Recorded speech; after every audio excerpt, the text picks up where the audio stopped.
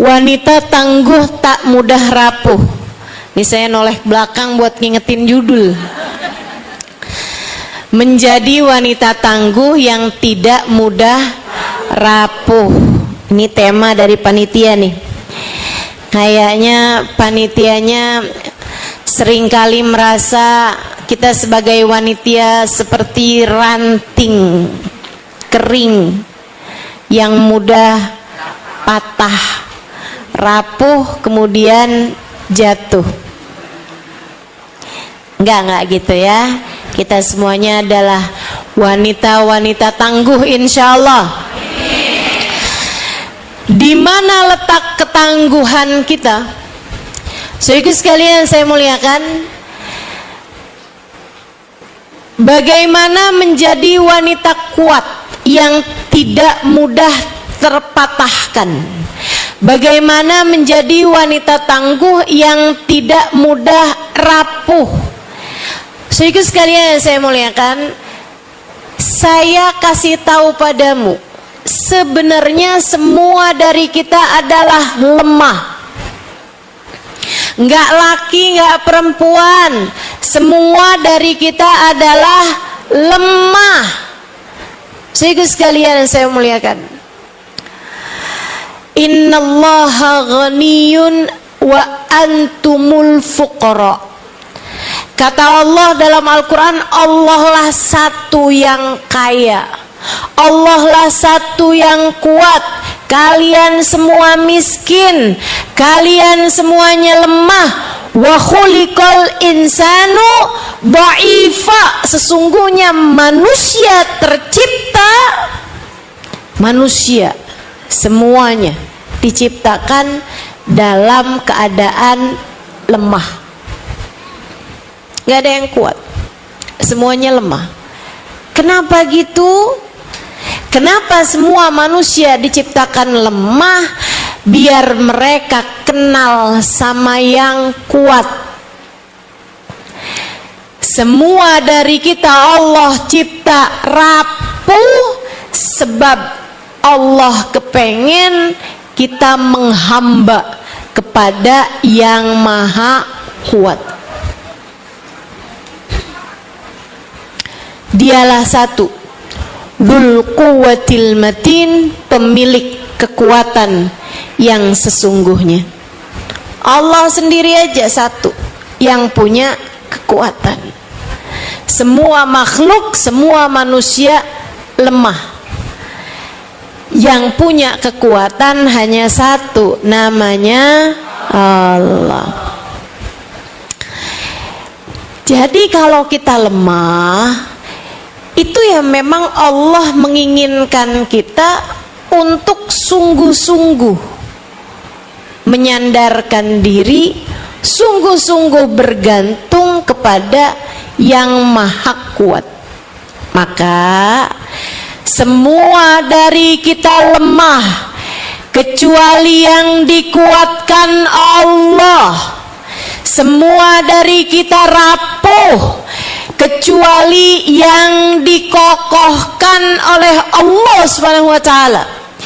Semua dari kita tidak berdaya kecuali yang dijadikan tangguh oleh Allah Subhanahu wa taala.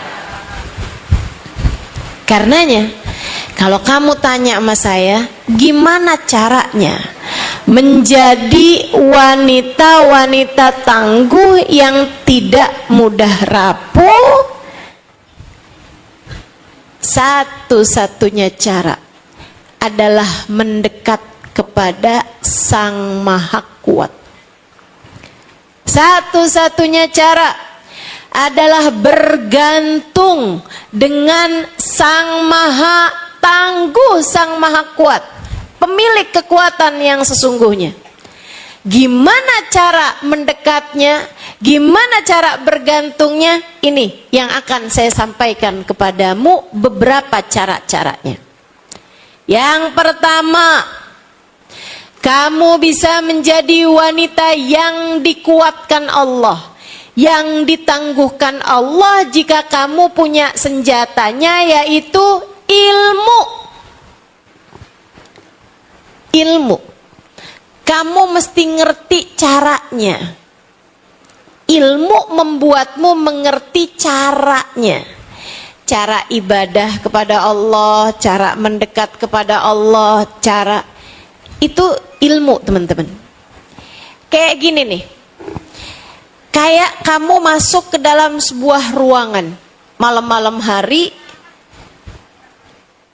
kamu masuk dalam sebuah ruangan. Ruangannya tidak kamu kenali. Rumahnya kakek kamu di kampung misalnya. Kamu datang ke sana, buka pintunya, malam gelap. Kamu pun begitu masuk nabrak-nabrak. Ya ampun, betapa lemahnya saya. Begitu masuk lagi, berapa langkah jeder, nabrak kulkas. Ya sakit nih. Jalan lagi jeder, nabrak lagi pintu. Dapat berapa langkah lagi, kamu terantuk kakimu dengan meja. Kamu mundur, kena ke kursi. Kamu akan terus nabrak-nabrak. Kamu jadi sakit. Kalau kamu tidak melakukan hal yang seharusnya pertama kali kamu lakukan ketika memasuki sebuah ruangan yang tidak kamu kenal. Apa itu? Nyalakan lampu. Nyalakan saja lampunya. Begitu kamu nyalain lampunya, terang. Kamu tahu di mana letak kulkas. Kamu tahu di mana letaknya pintu. Kamu tahu meja sama kursi ini adanya di mana. Jadi kamu nggak nabrak-nabrak. Cahaya hidupmu itu adalah ilmu. Biar hidupmu nggak kebanyakan salah. Biar hidupmu nggak kebanyakan nabrak-nabrak. Bu, Kak, Dek, Nak, pelajarilah ilmu agama dengan benar. Belajar. Jangan pernah berhenti belajar. Gimana Ustazah belajarnya? Saya kan udah tua. Ya kayak gini nih. Hadir di majelis-majelis ilmu. Hadir di kajian-kajian. Apalagi zaman sekarang nih, gampang bener orang pengen dapat apaan aja bisa. So ikut sekalian bisa buka di YouTube banyak, gitu kan ya? Live streaming ada. Di Instagram, sekarang ada juga di TikTok. Zaman ke depan pasti akan menjadi semakin lebih canggih lagi, teman-teman. Masalahnya cuma mau apa nggak mau, itu aja. Belajar. Tapi kalau kamu mendengarkan kajian-kajian, kenali dulu orangnya. Siapa nih yang nyampein? Jangan asal denger, oh gitu. Nggak bisa begitu. Jangan asal denger dari entah siapa yang bicara, kamu ikut. Apalagi urusan agama. Bu, urusan obat badan aja, jangan sampai kamu berobat sama dokter gadungan. Jangan sampai kamu dikasih resep obat dari orang yang gak pernah belajar pengobatan. Nantinya jadi salah-salah. Ya kan gitu. Apalagi tentang urusan keimanan, urusan hati, urusan perjalananmu dunia sampai akhirat, urusan keselamatanmu untuk waktu yang sangat panjang. Kenali gurunya, pelajari ilmunya. Jangan sebaliknya. Jangan kamu pelajari ilmunya dulu, baru kamu cari tahu orangnya. Jangan dibalik-balik. Karena kalau ibu kayak begitu tuh nanti banyak bingungnya. Bu, jangan asal masuk pondok pesantren. Jangan asal dengerin kajian. Jangan asal ikut komunitas-komunitas. Jangan asal dengarkan. Bahkan yang pakai pangkat-pangkat di depan ataupun di belakang gitu ya, ada LC, SAG, belum tentu sarjana alam gaib. SAG. Sehingga sekalian yang saya muliakan, nggak asal gitu aja. Karena zaman sekarang nih, ibu kan baca juga tuh berita-berita, ya kan ya? Ditanyain sama gurunya, di sini pondok pesantren ini madhabnya apa? Kami madhabnya Soekarno. Sejak kapan Soekarno punya madhab?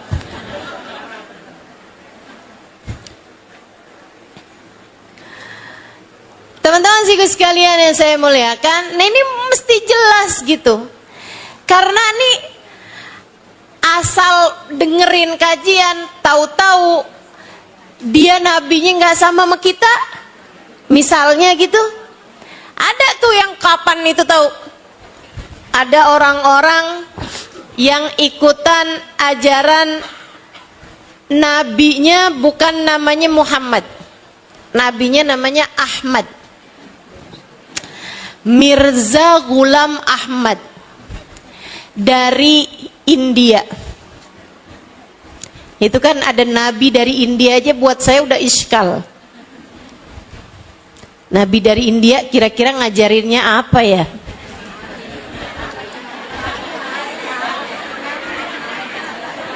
Karena saya kalau inget India tuh ingetnya tiang sama hujan sama lari-lari dari pohon. Masya Allah. Jadi teman-teman sekalian saya muliakan, jangan asal gitu, nantinya jadi bingung. Entar dengerin ustadz yang satu bilang kita nggak boleh pergi ziarah, denger lagi dari ustadz yang satu lagi kita bagus untuk pergi berziarah. Nah kan bingung, betul? Yang satu lagi bilang sama Nabi Muhammad nggak perlu pakai Sayyidina. Yang satu lagi bilang kita sama Nabi Muhammad tuh jangan manggil asal nama, harus pakai Sayyidina. Nah bingung, betul?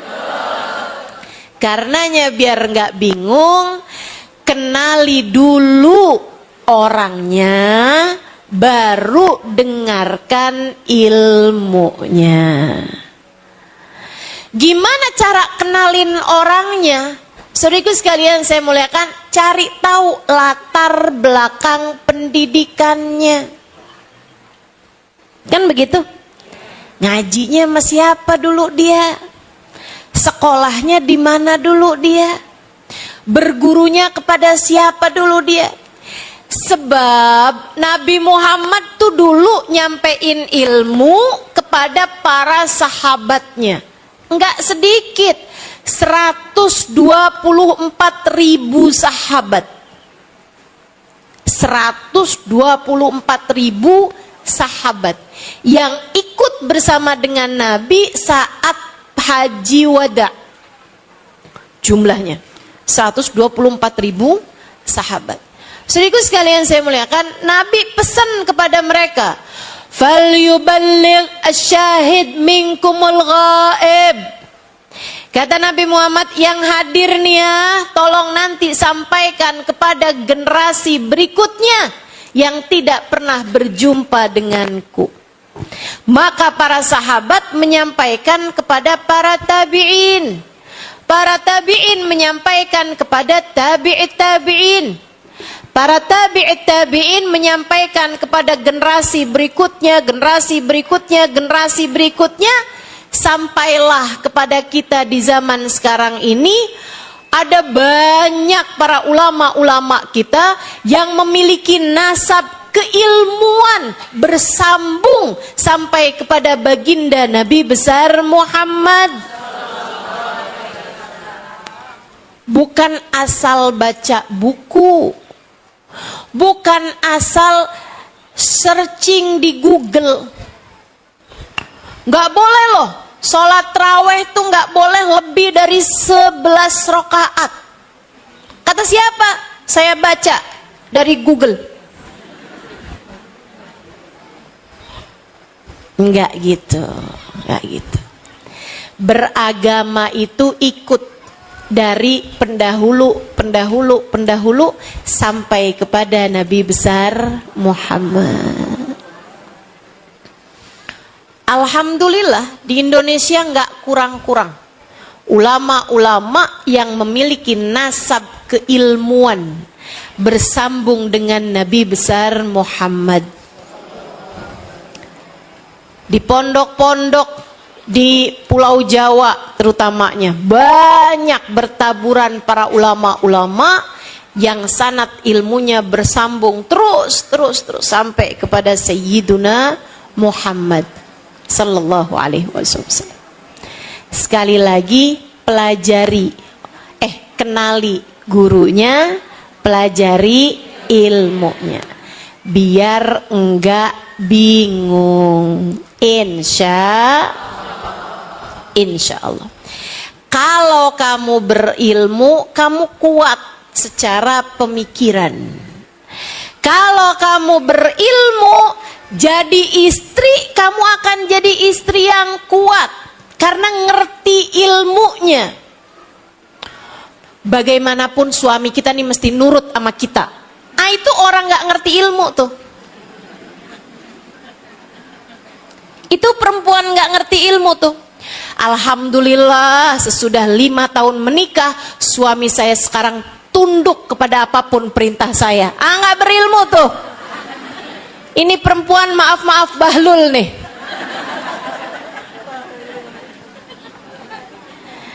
Suami saya nggak pernah pegang uang, semua uangnya saya yang pegang. Dia ngerasanya dikuat begitu.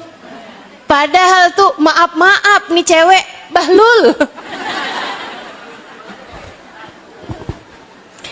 Jangan jadi perempuan bahlul. Saudaraku sekalian yang saya muliakan, ibu-ibu yang nggak berilmu juga begitu.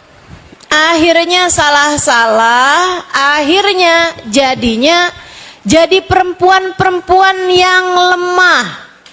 Bu, dirimu ini kuat, istri dan ibu yang kuat, bukan yang lemah. Bu, dirimu ini kuat, istri dan ibu yang kuat, bukan yang keras. Bahkan bukan transferan, bayangkan bukan hadiah, akan tetapi yang dia bayangkan adalah ridhonya Allah Subhanahu wa ta'ala. Dia selalu berbuat baik pada suaminya bukan karena berharap keridhaan suaminya, akan tetapi berharap keridhaan pemilik suaminya, pencipta suaminya, Tuhan suaminya, Allah Subhanahu. Dan orang bisa begitu jadi istri yang kuat seperti itu ketika dia berilmu. Makanya ngaji, Bu, ngaji, Dek, ngaji, Kak, biar kamu jadi orang-orang yang faham bagaimana harus bersikap, nggak nabrak-nabrak mulu gitu. Sehingga sekalian saya muliakan, jadi ibu juga begitu, mesti punya ilmunya, mesti faham. Jadinya kalau ngomong sama anak nggak main perintah melarangan mulu. Udah sholat, sholat neraka.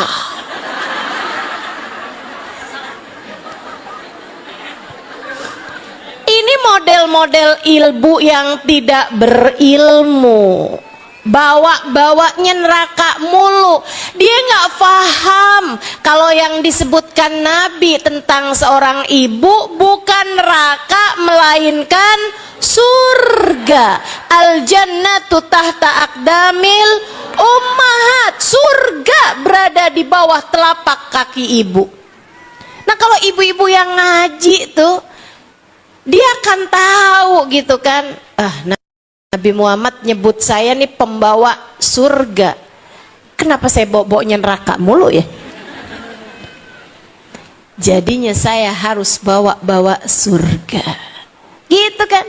Yuk nak kita sholat berjamaah biar kita masuk surga bareng-bareng.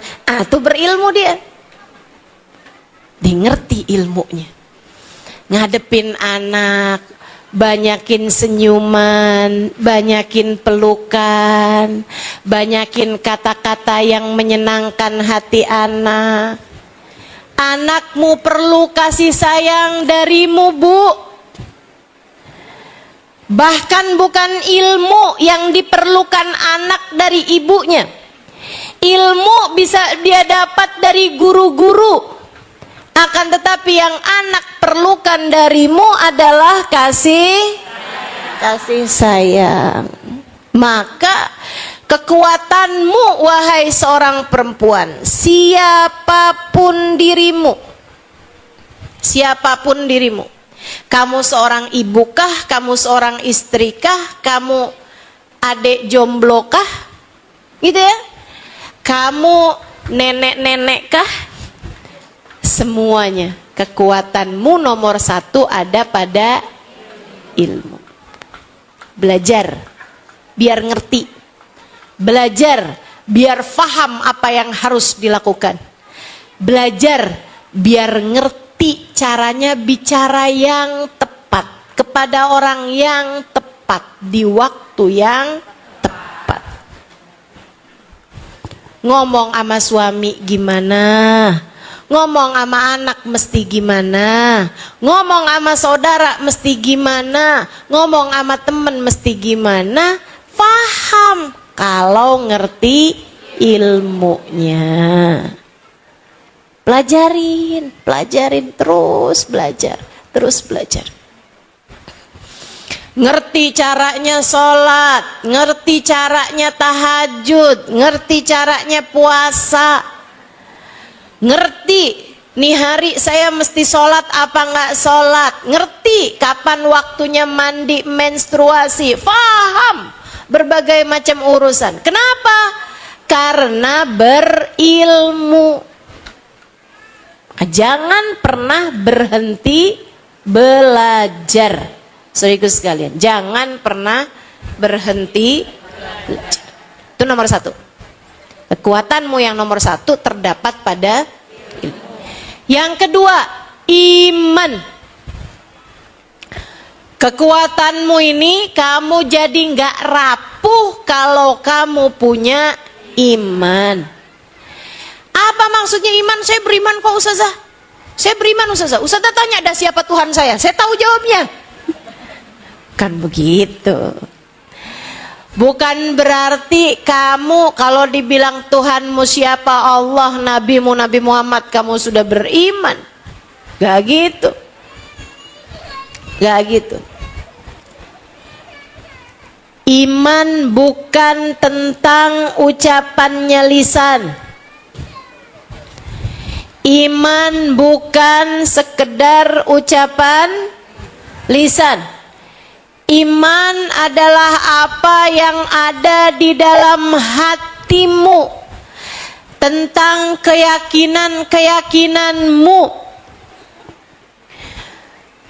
Yakin bahwa hanya Allah lah pengendali hidup kita. Bukan suami, bukan orang tua. Yakin bahwasanya pengendali hidup kita hanya satu, namanya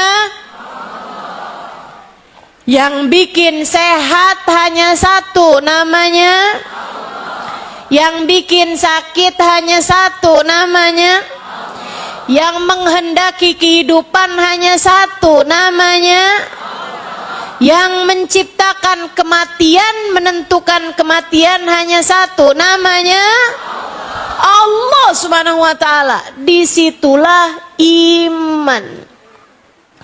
Makanya kalau ada orang bilang, waduh, suami saya mau pensiun, gimana ya cara saya makan? Ini gak beriman nih, gak beriman. Suami saya mau pensiun tahun depan, waduh, gimana nih cara kami hidup? Ini gak beriman. Jadi sekalian, orang yang menista agama, maaf, bukan hanya mereka yang ngebakar Quran. Itu iya. Orang yang menista agama bukan hanya orang-orang yang misalnya dia bakar Al-Quran, dia ngata-ngatain tentang Nabi Muhammad. Itu iya, betul teman-teman saya sekalian. Akan tetapi kamu ragu-ragu minggu depan makan apa? Kamu ragu-ragu bagaimana nasibmu 2 hari yang akan datang. Kamu ragu-ragu terhadap rezekimu besok lusa. Kamu sampai menuntut-nuntut suamimu untuk urusan rezekimu.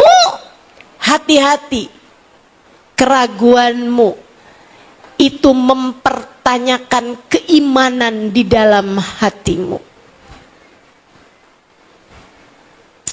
Saudaraku sekalian yang saya muliakan, jangan sampai kamu terhitung tidak beriman kepada Allah karena kamu ragu-ragu terhadap urusan rezeki terutamanya. Bu, jodoh, rezeki, mati, itu statusnya sama-sama di tangan Allah. Allah semua yang ngatur, nggak ada siapapun. Makanya jangan suka nanya sama adik-adik jomblo kapan nikah. Dia nggak tahu.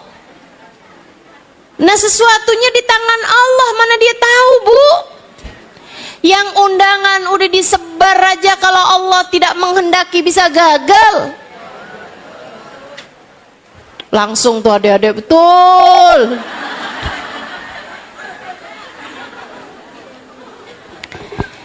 Jadi berhentilah bertanya sama orang yang belum nikah kapan nikah. Orang udah nikah juga berhentilah bertanya kapan punya anak. Dia nggak tahu, ibu-ibu sekalian, dia nggak tahu. Saya waktu baru pertama nikah, saya nggak tahu kapan saya punya anak. Sampai sekarang saya belum tahu kapan saya punya anak, atau bahkan mungkin punya anak apa nggak punya anak, saya nggak tahu. Maka sebagaimana saya nggak tahu, kamu nggak tahu, jangan pernah nanya sesuatu yang nggak ada siapapun tahu jawabannya. Kesian adik-adik kecil-kecil kita itu, umur 25 tahun tanyain mulu, Ustazah saya emang gak mau mudik dah. Ujian Ustazah kalau mudik, tanya mulu sama orang, kapan nikah, kapan nikah. Saya kasih aja deh jawabannya, saya bilang gini aja, kalau ada yang nanya sama kamu kapan nikah, jawab balik, kamu kapan mati. Itu sama statusnya. Kapan nikah, kapan punya anak, kapan mati, sama-sama nggak ada yang tahu kecuali Iman seharusnya mengajarkan kepada kita. Iman seharusnya membuat kita faham bahwasanya penentu kehidupan hanya satu, yaitu Allah Subhanahu wa ta'ala. Jangan akhirnya jadi tuntutan di masyarakat kita gitu. Sampai ada adik-adik, ustazah, pokoknya ustazah doain nih sebelum Ramadan nih saya harus sudah nikah ustazah. Maksa banget gitu deh, Ramadannya udah deket. Ih pokoknya ustazah, pokoknya harus udah nikah sebelum Ramadan. Kenapa gitu? Biar saya bisa melaksanakan hadisnya Nabi Muhammad. Hadis yang mana? Berbukalah dengan yang manis.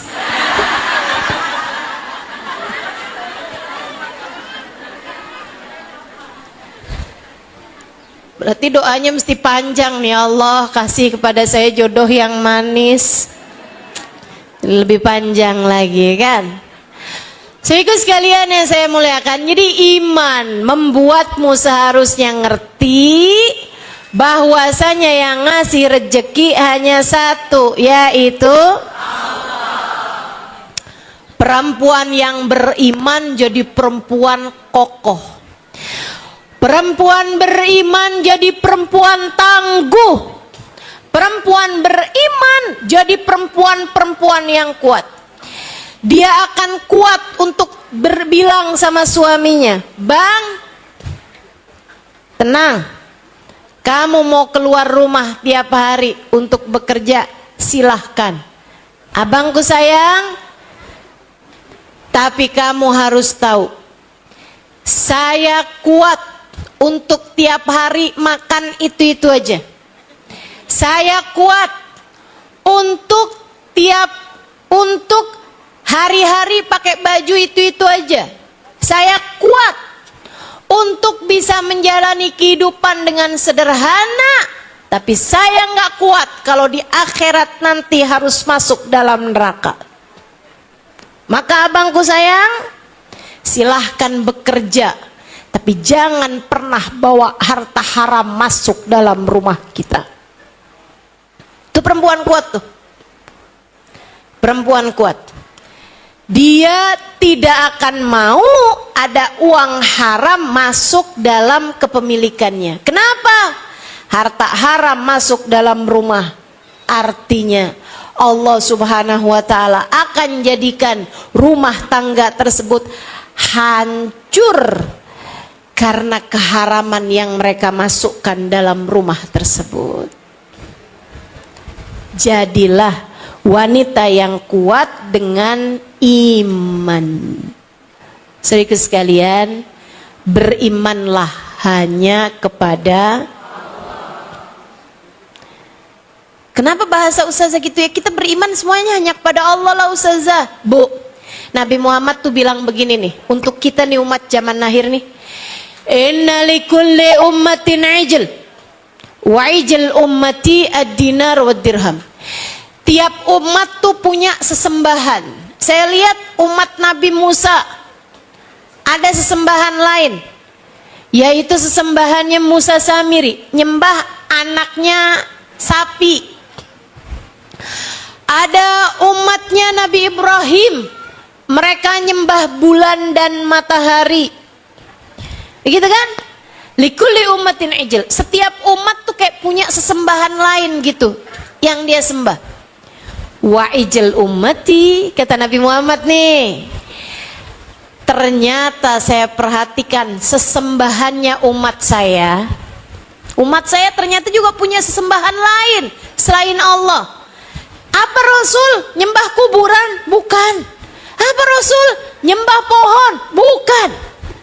Wa ijl ummati, sesembahannya umat saya, ad-dinar wa dirham, adalah uang. Umat saya nih kebanyakan nyembahnya uang. Selain Allah mereka menyembah uang. Karenanya ada banyak istri-istri tidak beriman yang berani bilang kepada suaminya, "Ada uang abang sayang." "Gak ada uang, silahkan tidur di luar." Jangan pulang bang kalau nggak bawa uang. Oh, dia pikir dia perempuan yang kuat dengan bahasa seperti itu. Kamu lemah sebab menunjukkan bahwa kamu bukan perempuan beriman. Berimanlah kepada Allah hingga faham pemberi rizki cuma Allah, yang ngasih sakit cuma Allah, yang bisa menyembuhkan adalah Allah. Ibu-ibu sekalian, orang-orang yang pakai pesugihan berarti dia tidak orang-orang yang biar hati suaminya nggak berpaling kemana-mana, sampai pakai guna-guna, pakai santet, bener ya? Santet apa santlet? Santet, iya. Pakai santet, pakai ini nih katanya. Ini ya, kalau minyak ini dipasang di alis nih, ntar suami ngikut kemana aja kamu pergi. Pakai pelet. Ya Allah, ya Allah. Itu menunjukkan bahwa dia tidak berilmu, dia juga tidak beriman. Orang paling lemah nih, kasihan, paling lemah yang kayak begini, teman-teman. Makanya kalau sampai denger gitu kan, saya makanya memutuskan untuk nggak baca aja dah berita-berita yang begituan, nggak baca, nggak dengerin aja dah TV-TV yang begituan tuh. Ada bapak sampai tega nguburin anaknya hidup-hidup, ngebunuh anaknya, katanya dari dukunnya. Ya Allah, ya Allah, segala macem yang dikerjain orang. Bu ya, ngeri bener nih. Ada perempuan nagih hutang, dibunuh sama yang ditagih. Kabarnya itu di Bekasi. Saya nggak tahu tuh Bekasi yang mana. Sedih saya bacanya kabarnya, Allah. Di Jamrut tuh ya? Bukan.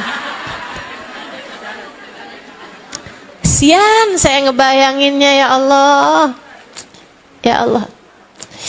Kuatkanlah keimanan umat ini, ya Allah. Biar enggak nyari rejeki dari jalan yang haram, dan biar tenang hati mereka dengan rejeki yang telah Engkau berikan. Iman bu, bikin kamu nih tenang sama rejeki yang Allah berikan. Bikin kamu nggak rebut-rebutan urusan rejeki, itu iman. Saudaraku sekalian, bikin saudara enggak berantem sama saudaranya urusan warisan, itu adalah iman. Kalau kamu yakin yang ngasih rezeki Allah, nggak sampai segitunya rebut-rebutan urusan warisan. Halo, dengar ucapan saya? Kalau kamu beriman, nggak sampai segitunya rebutan urusan warisan. Makanya kalau ada orang sampai rebut-rebutan urusan warisan, pertanyakanlah keimanan dalam hatimu. Kalau kamu yakin yang ngasih rezeki Allah, lepasin yang direbutin sama orang lain, lepasin. Bu, Kak, Dek, Nak, rejeki bisa kamu cari, rejeki bisa Allah beri lewat jalan-jalan yang lain, tapi saudaramu nggak bisa lagi kamu cari kalau kamu sudah kehilangan dia.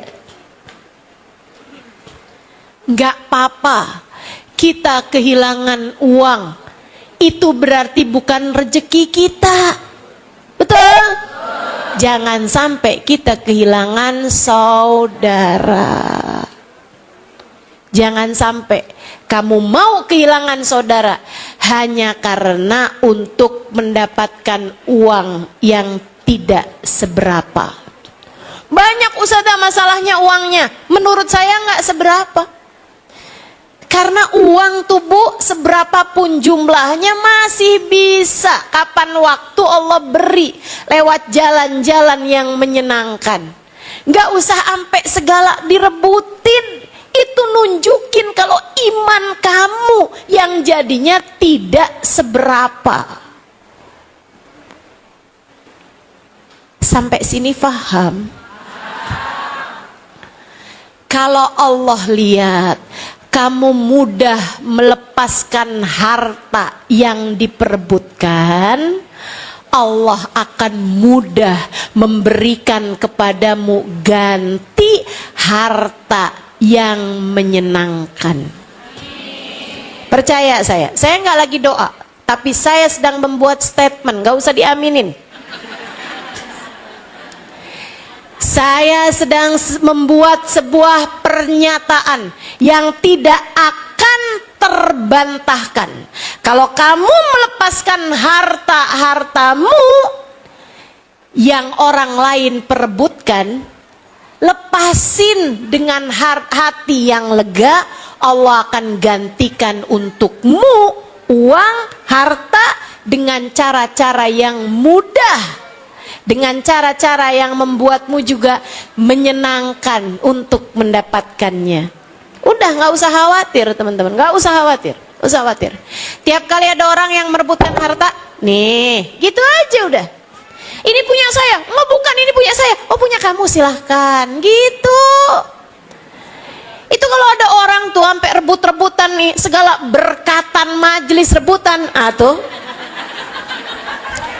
Iman. Jadi sekalian, di acara prasmanan rebutan rendang, iman. Rezeki mah nggak kemana. Kalau nggak sampai kepadamu, itu artinya bukan rezekimu. Tenang aja udah. Saya mah gitu Bu, urusan uang tuh tenang aja. Ibu-ibu sekalian, usah aja tenang, uangnya banyak. Sekarang, dulu mah uang saya nggak banyak, ibu-ibu sekalian. Saya biasa aja nggak punya duit. Tahunan saya nggak punya uang, teman-teman saya sekalian. Saya tahunan ada dalam masa nggak punya uang sama sekali. Nggak masalah, nggak apa-apa. Nih sampai sekarang segini gede. Nggak pernah saya nggak makan, nggak pernah saya susah hidupnya hanya karena uang. Bertahun saya nggak pernah pegang uang, jangan berapa hari, bertahun nggak pegang uang tuh bertahun. Dan santai hidup saya, biasa-biasa aja. Antara punya uang nggak punya uang, nggak kelihatan jauh bedanya. Ibu liatin saya, ibu tahu nggak saya kapan punya uang, kapan nggak punya uang? Nggak tahu bukan? Yang kenal saya udah lama nih, yang dari 10 tahun, dari 20-an tahun. Itu pasti, itu sebenarnya di masa-masa itu banyak kali saya nggak punya uang, banyak kali juga saya punya uang. Orang masa tahu nih Ustazah Halimah nih kelihatan mukanya nih nggak punya duit nih. Ada. Biasa-biasa aja ibu-ibu saya sekalian. Ya kayak gini inilah penampilan saya dari dulu juga. Nggak terlalu banyak bedanya. Nggak usah khawatir. Nggak usah khawatir.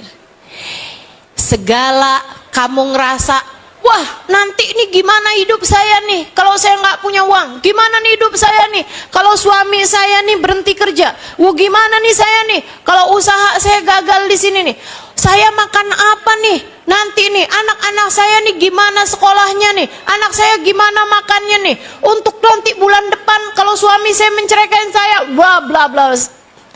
Itu ya, itu perkataan-perkataan seperti itu, pemikiran-pemikiran seperti itu adalah fata morgana, adalah bisikan-bisikan setan yang disampaikan kepada pikiranmu, bisikan-bisikan setan yang disampaikan kepada hatimu. Berimanlah kepada Allah. Innallah huwar-razzaq dzul quwwatil matin. Ini lampu kayak mendingan matiin aja dah.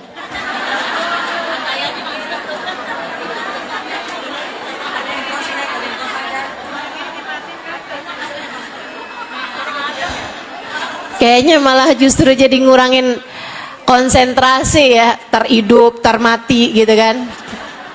Ya. Ini kita mesti tahu nih, yang hidupin, yang matiin lampu ini hanya satu. Buat ngingetin kita. Begitu kan ya? Teman-teman sekalian yang saya muliakan, itu tuh. Kita tuh sama urusan rezeki, Bu, yang tenang hati. Kita nggak pernah tahu apa yang akan kita makan esok hari. Begitu bukan? Kita nggak pernah tahu apa yang akan kita makan esok hari. Kita nggak pernah tahu nasib kita besok nih apaan, kita nggak pernah tahu. Ibu-ibu sekalian yang saya muliakan, dan Allah tuh Bu, kalau mau ngabisin harta orang, Allah mau banyakin ngurangin harta orang, ya Allah Bu, sekejap mata. Ibu-ibu sekalian, pagi hari pada beberapa tahun silam di kota Aceh, ibu-ibu sekalian, pagi hari itu mereka nggak ada yang tahu. Nggak ada yang tahu apa yang terjadi. Pagi hari itu ada ibu-ibu yang marah sama anaknya karena anaknya lupa bawa PR. Kan gitu ya? Ada yang seorang suami marah-marah sama istrinya karena masakannya hari itu tuh jadi nggak enak gitu. Ada istri juga yang bilang sama suaminya kan, kamu kenapa? Belum kamu bayar nih tagihan yang ini, kamu memang dasar jadi suami nggak bener nih, kenapa sih kamu lupa bayar tagihan ini itu misalnya gitu. Ibu-ibu sekalian, jam 8, jam 9 pagi hari itu terjadilah tsunami yang menghancurkan. Ada begitu banyak harta yang menghabisi, ada begitu banyak nyawa orang. Ibu-ibu sekalian, kebayang betapa sangat remehnya perbincangan mereka, kemarahan mereka pagi hari tersebut. Seorang ibu yang pagi hari marahin anaknya karena seragamannya nggak beres dia pakainya, karena pakai sepatunya nggak cepet, karena dia lupa ngerjain PR yang seharusnya dikerjakan malam harinya gitu. Dia berangkat pergi ke sekolah hari itu, malam harinya ternyata anaknya meninggal dunia bersama dengan segitu nyawa orang yang meninggal hari itu. Ibu-ibu saudariku sekalian yang saya muliakan, Allah yang punya kekuatan, segala kekuatan. Allah satu-satunya sang pemberi rizki. Allah satu-satunya penentu kehidupan. Tetaplah beriman dan jangan pernah mempermasalahkan perkara-perkara yang akan kamu jadikan penyesalan ketika Allah menentukan sesuatu padamu. Bu, suamimu kamu marahin hanya karena dia nggak ngangkatin galon pagi hari tersebut. Siang hari dia jalan kemudian kecelakaan dan meninggal dunia. Kayak apa nyeselmu, Bu? Saya satu hari pernah jumpa sama seorang kawan saya dekat. Tapi saya udah lama nggak ketemu sama dia. Ini saya ceritain nih ibu-ibu nih. Hari Selasa, saya jumpa sama seorang kawan, saya dekat sekali saya sama dia. Cuman berapa tahun itu saya jarang ketemu sama orang tersebut. Saya ketika ketemu dia di majelis, dia nyamperin saya pelukin dia. Saya pelukin. Abis selesai saya bilangin juga, nanti jangan pulang dulu ya, saya bilang. Begitu selesai majelis, saya samperin dia lagi, saya pelukin dia lagi. Saya bilangin sama dia, saya sayang sama kamu. Kamu adalah sahabat saya dunia akhirat. Saya sayang saya kamu. Kamu adalah sahabat saya dunia akhirat. Jadi sekalian, saya hari Rebo, hari Kamis, malam Jumat, pagi Jumat, saya dengar kabar dia meninggal dunia. Ibu-ibu saudaraku sekalian saya muliakan, saya sangat sedih ditinggalkan sahabat saya ini.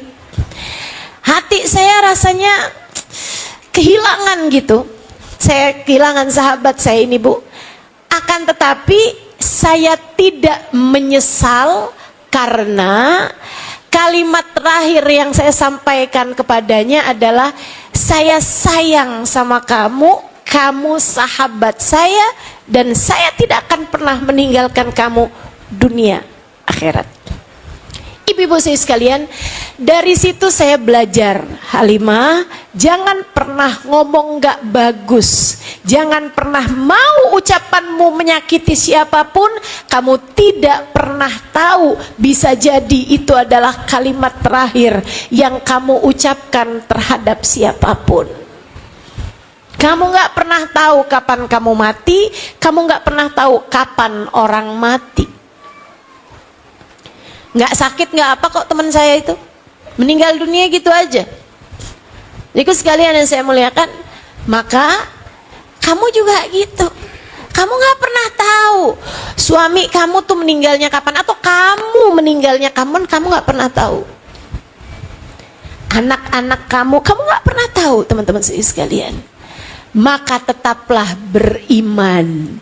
Perempuan yang beriman akan menjadi perempuan yang mampu menjaga ucapannya, mampu menjaga perilakunya, dan dia adalah perempuan-perempuan tangguh, perempuan-perempuan kuat yang tidak mudah dikalahkan oleh apapun.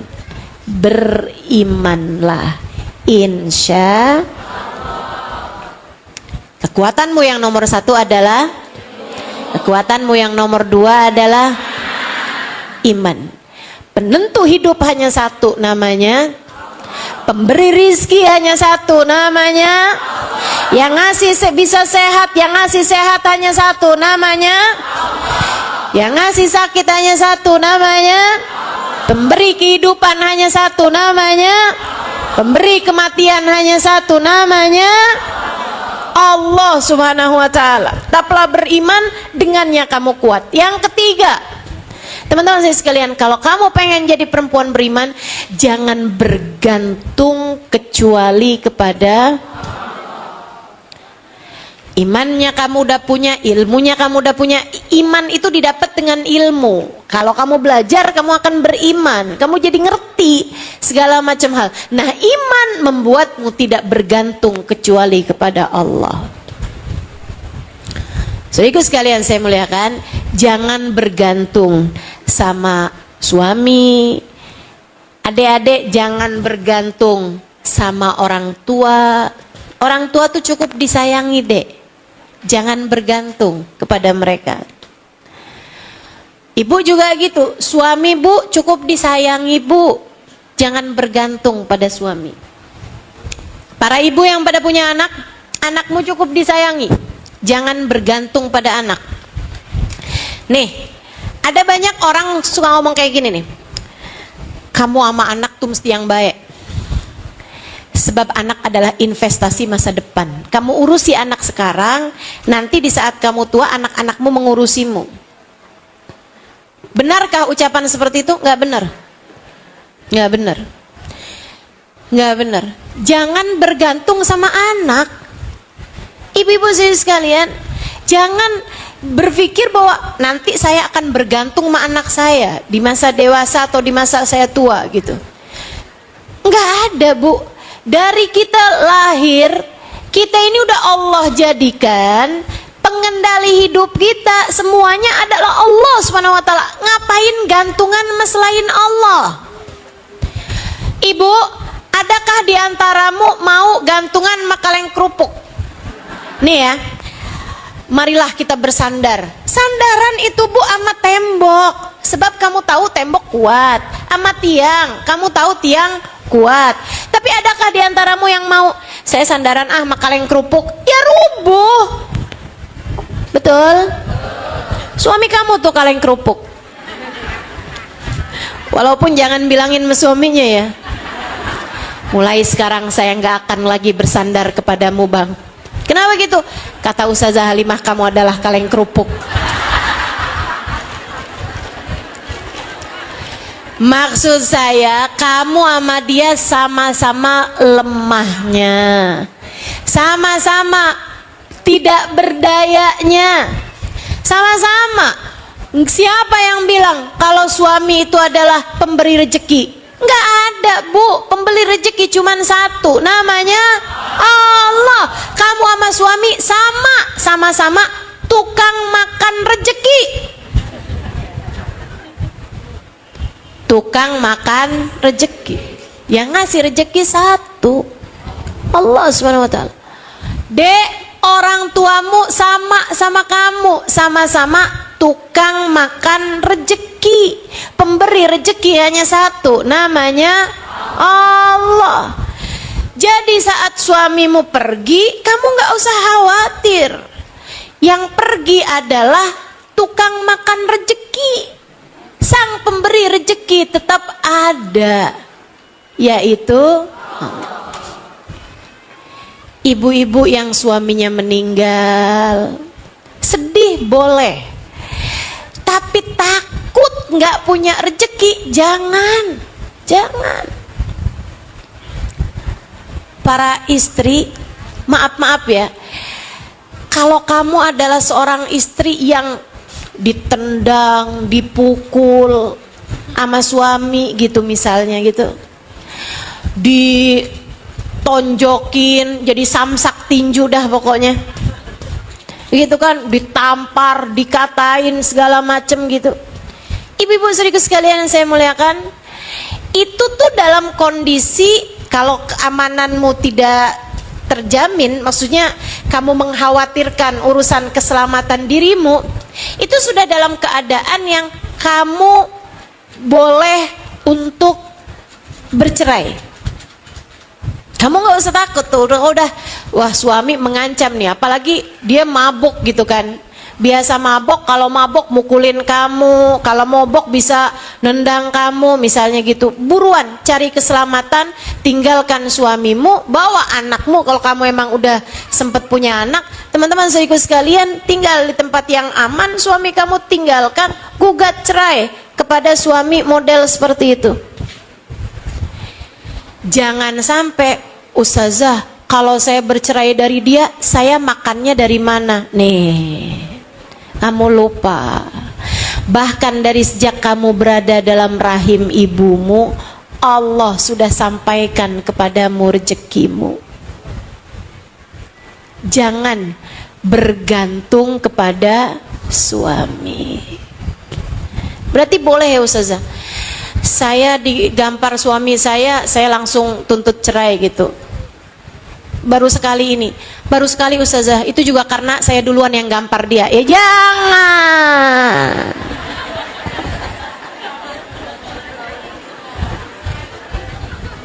Ya itu mah gak gitu ceritanya gitu kan. Paham maksud saya ya? Saya sangat tidak menyarankan adanya perceraian. Ibu-ibu kalau biasa dengar kajian-kajian saya, ibu akan paham bahwa saya sangat menjaga hubungan pernikahan jangan sampai terjadi perceraian. Sampai-sampai di kalangan teman-teman tuh bilang, kalau kamu sedang bermasalah sama suami dan kepengen cerai, jangan tanya Ustazah Halimah. Kalau kamu nanya mau Ustazah Halimah, kagak jadi cerai dah. Saya sangat tidak menyarankan perceraian, tapi ibu-ibu harus tahu bahwasanya jangan bergantung sama suami. Kalau kamu punya suami yang sampai membuatmu tidak aman terhadap keselamatan dirimu atau anak-anakmu, pergilah darinya dan tidak usah khawatir terhadap kepergian dia. Yang pergi adalah tukang makan rejeki, bukan pemberi rejeki. Pemberi rejeki hanya satu, namanya Allah. Gak usah khawatir terhadap hal itu. Jadi kalau kamu punya anak, anakmu sudah bersuami, terus kamu lihat anak kamu tiap kamu datang ada aja memar di muka, gitu ya, memar di badan. Tuh kamu harus tanyain, ini kenapa nak? Nggak apa-apa mah, mukanya sedih-sedih gitu. Kenapa? Tanya dari hati ke hati.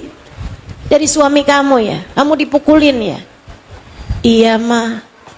Kamu jangan bilang ya udah nak, yang sabar ya nak ya. Nggak apa-apa nak, tenang. Buat istri-istri yang sabar itu ada jaminan surga dari Allah Ta'ala. Ibu, itu sama aja dengan kamu meletakkan pedang, pisau ke dalam tubuh anakmu. Bukan begitu bahasanya sabar. Itu bu, kalau ibu kayak begitu itu namanya bukan sabar, tapi bodoh. Kebodohan itu tipis batasnya dengan kesabaran. Taunya dari mana Ustazah, yang mana yang sabar, yang mana yang bodoh? Pelajarilah ilmunya. Kalau kamu sampai membahayakan keselamatan dirimu dan kamu tetap bertahan di situ, itu namanya bodoh, bukan sabar. Bukan sabar, ibu-ibu sekalian. Tapi kalau suami pulang terus bilang, maaf ya, hari ini nih kita nggak dapat uang nih. Saya ngojek hari ini nih uangnya cuma dapat sekian doang nih, cuma 30.000. Terus kamu bilang, iya nggak apa-apa kok. Itu bodoh apa sabar? Sabar. Ini udah tambah pinter nih orang Bekasi nih.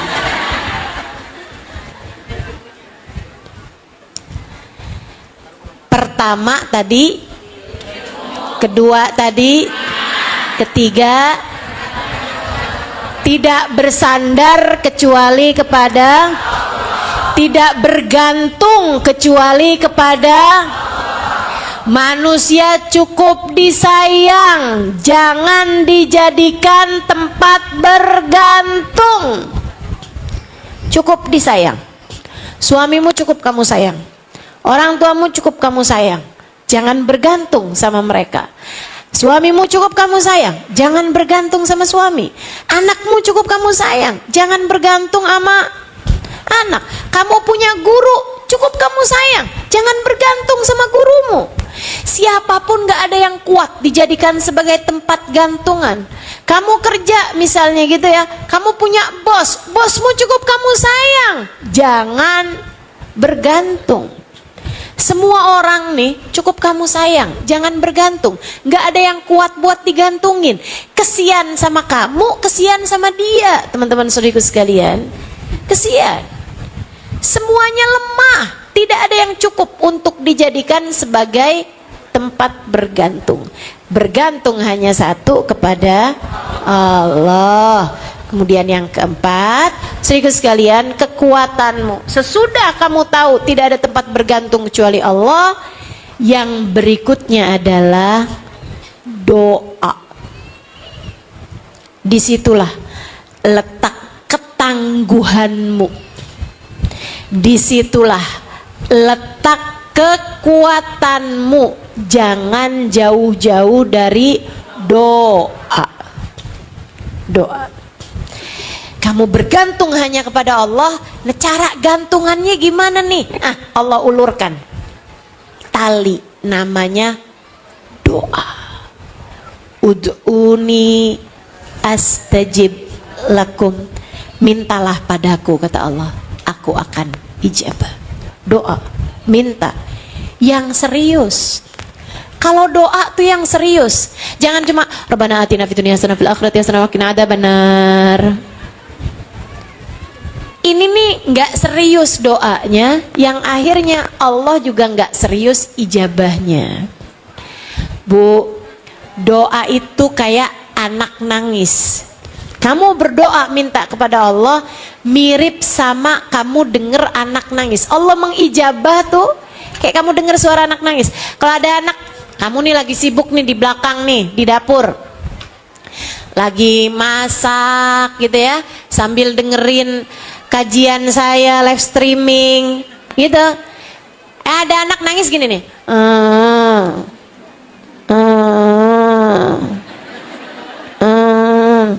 duh cerewet amat sini anak, paling gitu kamu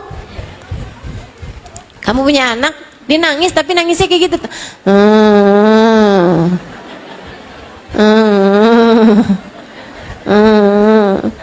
Kamu biasa-biasa aja dengernya. Tapi begitu anak nangisnya serius nih, wah, saya yakin kamu lagi ngapain juga, kamu lari untuk mendekat kepada anak tersebut. Minta apa nih anak ini nih? Oh kamu lapar nak, oh kamu haus nak, oh kamu jatuh nak. Segera Allah kayak begitu. Kalau kamu doanya Rabbana atina fid dunya hasanah wa fil akhirati hasanah wa qina adzabannar, apaan sih? Cerewet amat nih, berisik nih gitu.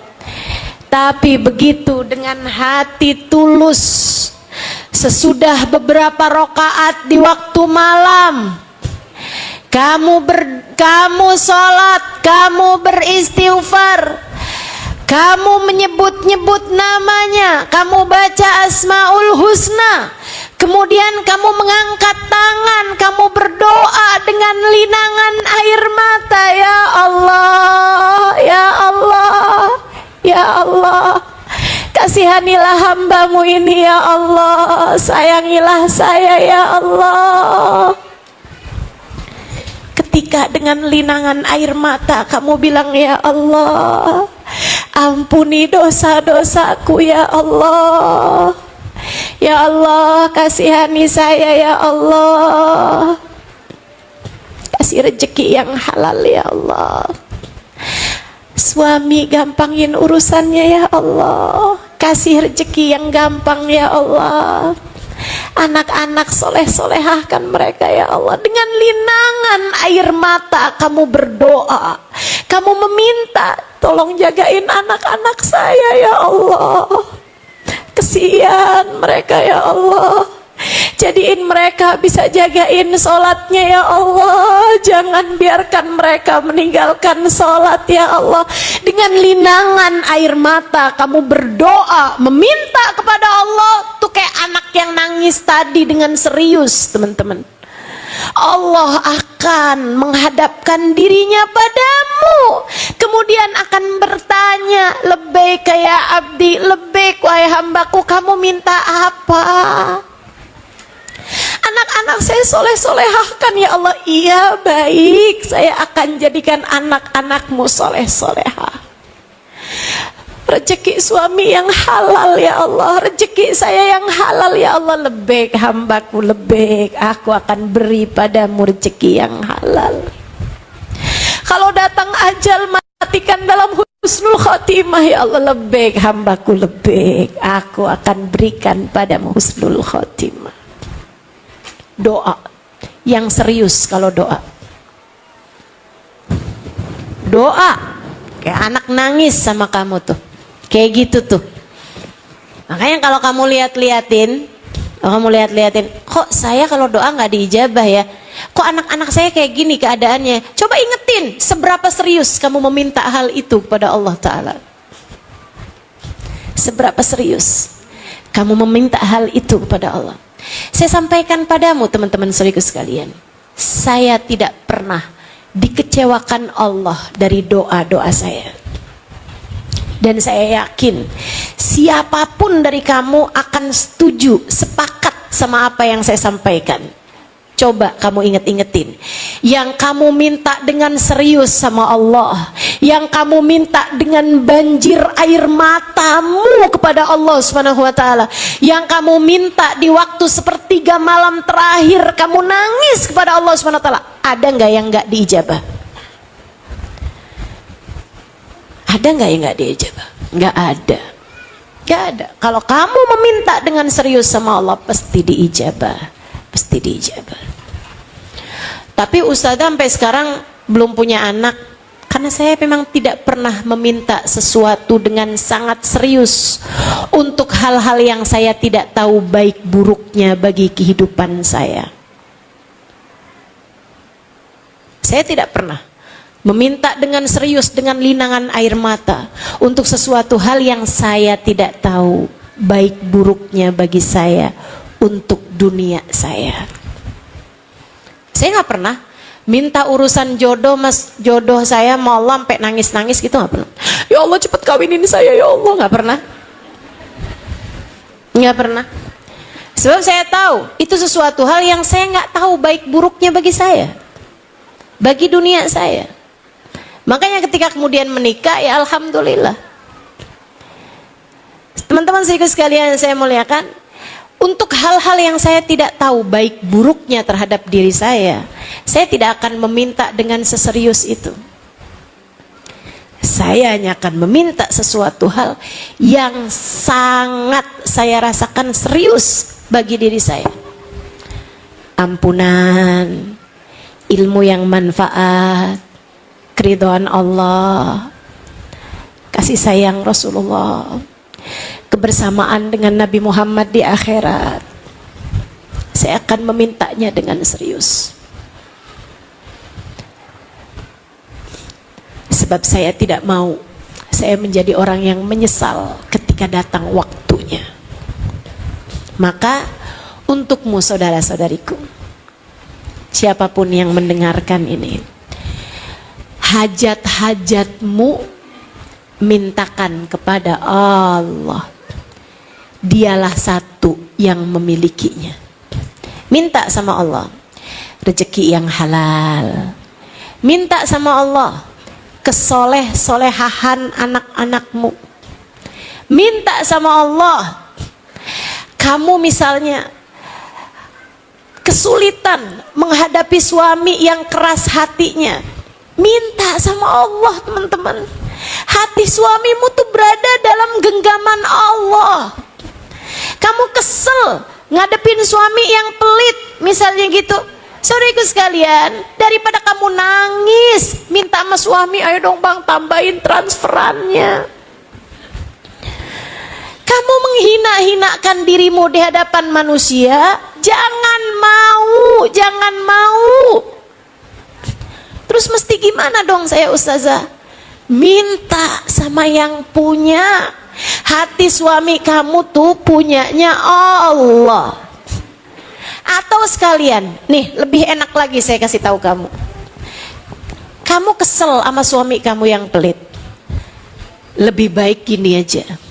Kamu minta rezeki sama Allah Subhanahu wa taala tanpa lewat suamimu. Enak. Nanti Allah akan bagi kepadamu rezeki tanpa lewat suamimu, tidak membuatmu merasa terhina dengan harus minta kepada suamimu itu. Tapi saya nggak kerja Ustazah. Kamu pikir rezeki itu Allah kasih kalau kamu kerja? Allah tuh punya ribuan cara, bahkan jutaan cara buat ngasih rezeki kepada hambanya. Tiba-tiba ada yang ngasih, tiba-tiba kamu nunjukin rumah buat orang, tahu-tahu laku, tahu-tahu dia ngasih persenan. Ada segala macam cara tempat Allah memberi rezeki teman-teman saya sekalian. Namun yang pasti itu dia tuh masalahnya tuh ya. Mintalah yang serius kepada yang punya, yaitu Allah Subhanahu. Adik-adik yang kepengen nikah daripada pacaran, mending doa deh. Pacaran tidak mendekatkanmu kepada jodoh. Pacaran hanya mendekatkanmu kepada dosa. Kalau kamu kepengen jodohmu dekat, minta sama yang punya. Minta yang di tangannya lah, dalam genggamannya lah jodoh tersebut berada, yaitu Allah Subhanahu wa ta'ala. Enak kalau udah urusannya sama Allah tuh segala-gala enak. Nyaman, hatimu lega, kamu gak kebanyakan dosa sama orang, kamu tetap bisa berbuat baik sama orang, kan gitu ya. Nah tuh, yang keempatnya adalah doa. Yang terakhir, tambahan bagimu untuk menjadikan kamu adalah perempuan yang tangguh, yang dekat sama Nabi Muhammad, banyakin sholawat. Kuat kamu, kuat. Dah tuh, 5 hal itu kamu punya, kamu menjadi perempuan-perempuan yang takkan terkalahkan oleh keadaan apapun. Kamu menjadi perempuan-perempuan tangguh, gak gampang rapuh, gak gampang jatuh.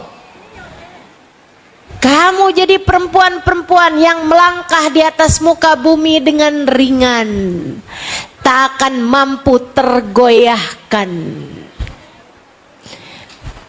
Ibu-ibu saudaraku sekalian yang saya muliakan, 5 hal itu tuh kamu punyain. 1, ilmu. 2, iman. 3, tidak bergantung kecuali kepada Allah Subhanahu wa ta'ala. Gantungannya, sandarannya cuma sama Allah. Tawakal gitu ya, tawakal lah bahasa gampangnya. Kemudian yang keempat, kamu punya doa.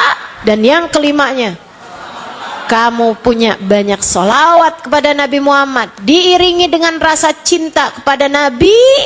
Kamu punya rasa besar kepada Nabi Muhammad alaihissalam, cintamu besar kepada Nabi Muhammad, lisanmu gemar bersolawat kepada Nabi Muhammad. Lihat bagaimana Allah Subhanahu wa ta'ala akan menjadikanmu menjadi perempuan-perempuan yang kuat. Rabbana zalamna anfusana wa illam taghfir lana wa tarhamna lanakunanna minal khasirin. Rabbana atina fid dunya hasanah fil akhirati hasanah wa qina adzabannar. Bi fadli subhana rabbika rabbil izzati amma yasifun. Wassalamun alal mursalin. Walhamdulillahi rabbil alamin. Semoga menjadi ilmu yang tak hanya didengarkan dengan telinga kanan keluar telinga kiri, tapi menjadi ilmu yang bermanfaat bagimu, menjadi cahaya yang menerangi kehidupanmu, dapat kamu amalkan dalam sisa kehidupanmu. Ala hadhihi niyah wa bi kulli niyatin salihah jami'ah syamilah ila hadratin Nabi Muhammad sallallahu alaihi wa alihi wasallam. Al-Fatihah.